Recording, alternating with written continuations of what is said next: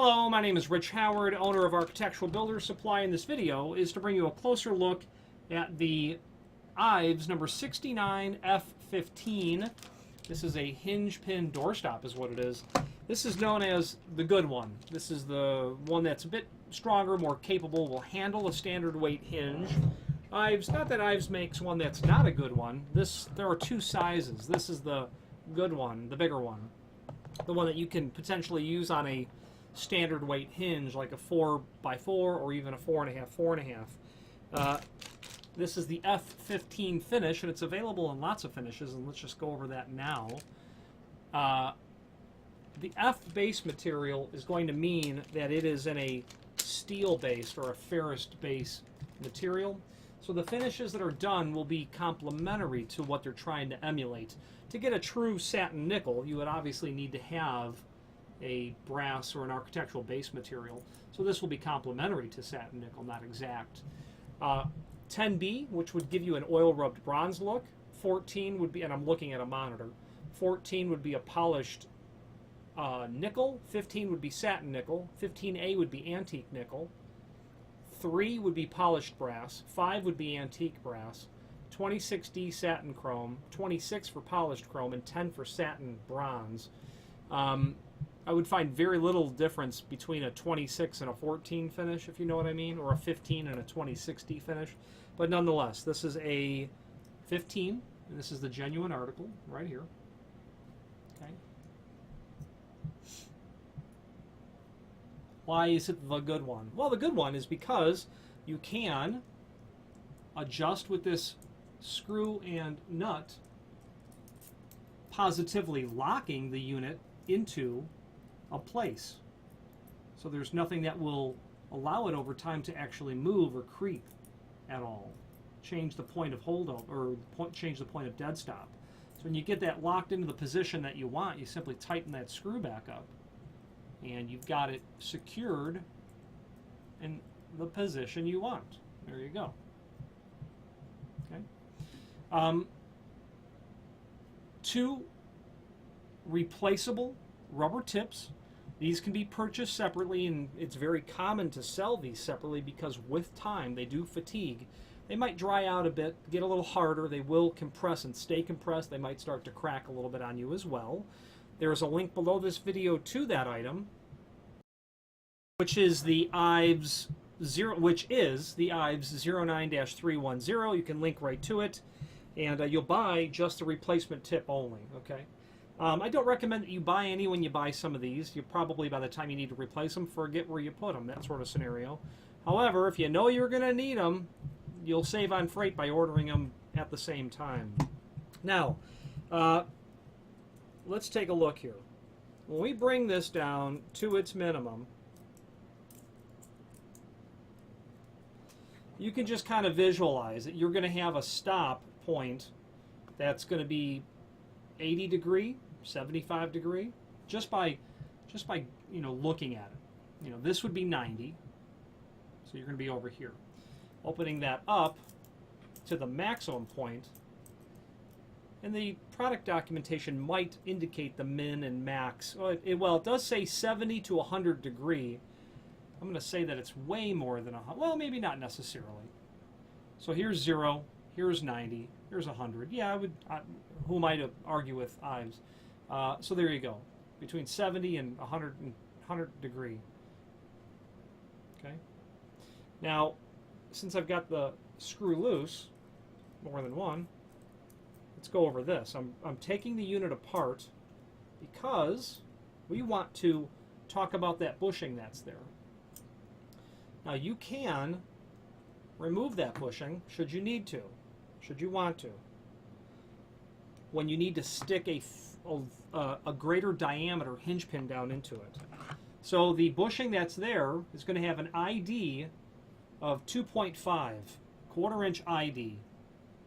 So if your hinge pin is going to be 2.4 and less, the ID of the stop itself is going to be 0.324. So this would take a 5/16 hinge pin, which is where you're going to see that sort of diameter on a commercial grade hinge. I've even had people that have drilled that hole out larger to fit the pin in there. Take that information and do with it what you like. But people have done that. Just putting it back together, simple and straightforward. I don't like hinge pin door stops. I think that they're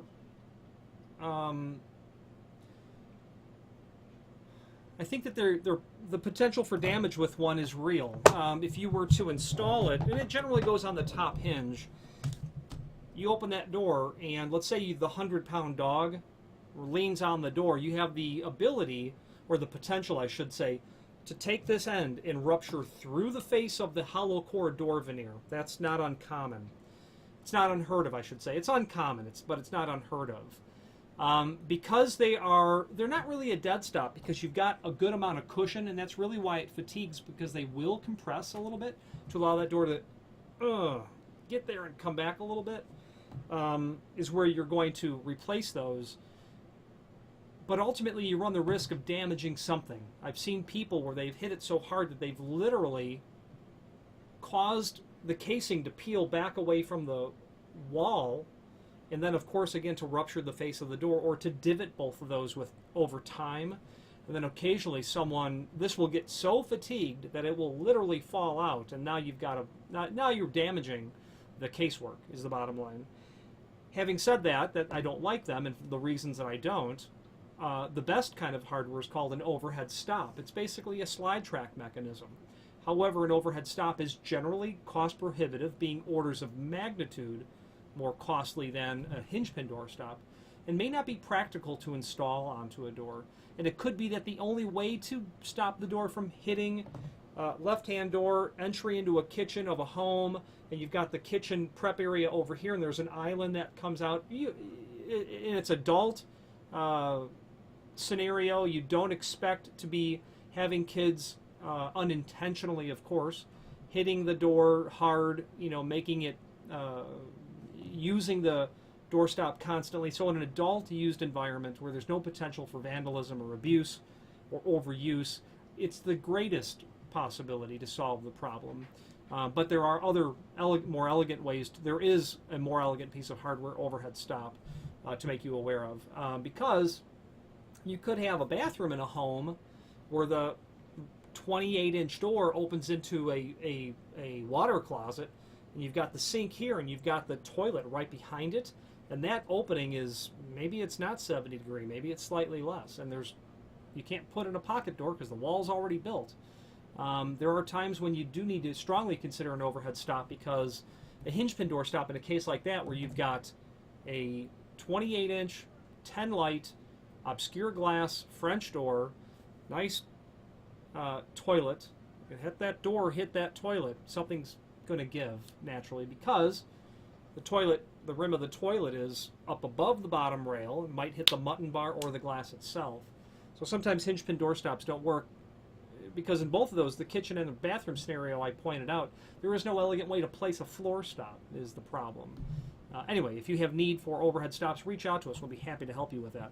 Now, there's a link below this video to a document called Installation Instructions, where you can review the overview of the installation instructions. Nothing there to mention, I don't think, that I've not already adequately gone over, long-windedly gone over. There's a link below this video to the product catalog or product brochure, which is handy because you can see all of the hinge pin stops that they make, but the other associated sorts of stops that you'll find in the Ives catalog. The 69 is the good one. The 70 is the other one. Not as common, frankly, as the 69 version, but nonetheless the 70 is the other one. They've got a 72 and a 73 there. Those are relatively recent types of items, and you can see that there is a redesign on that where you don't have a small pad hitting the face of the door, where there's greater surface area. That's going to allow you to sort of mitigate that problem that could potentially occur with it. Finally, there's a link below this video to the manufacturer's page, where you can pull up not only all of the Ives products that we sell, but also a link to the manufacturer's website, along with a link to the full product catalog. If you have any questions on the Ives number 69, F15, satin nickel hinge pin doorstop, or any other Ives product, please feel free to reach out to us. And thank you.